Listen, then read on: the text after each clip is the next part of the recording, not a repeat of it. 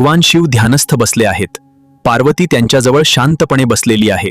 या ध्यानभंग करणाऱ्या शक्तीच्या लहरी कुठून येत आहेत? मला माझे गुरु भेटलेच पाहिजेत.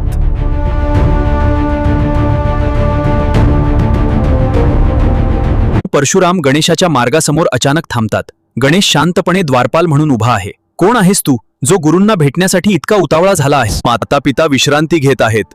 प्रवेश निषिद्ध आहे. एका क्षुल्लक नियमासाठी तू मला अडवतोस? मी विष्णूचा अवतार आहे. बाळा, बाजूला हो, अन्यथा माझ्या परशूचा कोप तुझ्यावर होईल. कोप? मी येथे द्वारपाल म्हणून उभा आहे आणि माझा अपमान मी सहन करणार नाही. परशुराम त्वेषाने परशु गणेशावर फेकतात.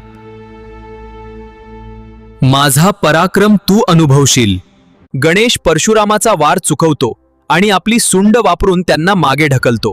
केवळ शब्दांनी नाही, कृतीने सिद्ध कर. गणेश अनेक अस्त्रे निष्फळ झाल्यावर परशुरामाला अडवतो. परशुराम त्वेषाने अखेरचा उपाय म्हणून शिवाने दिलेला परशु पुन्हा वापरतो. या अस्त्राचा मान परशु गणेशाच्या एका दाताला लागतो.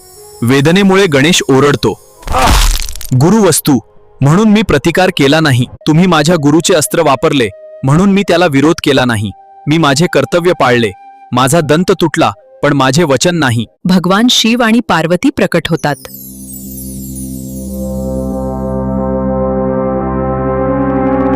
बाळा, तू आज एकदंत म्हणून ओळखला जाशील. तुझ्या या बलिदानाने तुझे नाव अजरामर झाले. या तुटलेल्या दंताचा उपयोग कर. तू यापुढे सर्वश्रेष्ठ लेखक आणि ज्ञानदाता म्हणून ओळखला जाशील. आपली आज्ञा माता. परशुराम आणि गणेश एकमेकांना आदराने नमस्कार करतात. गणेशाचं एकदंत रूप शांतपणे चमकते.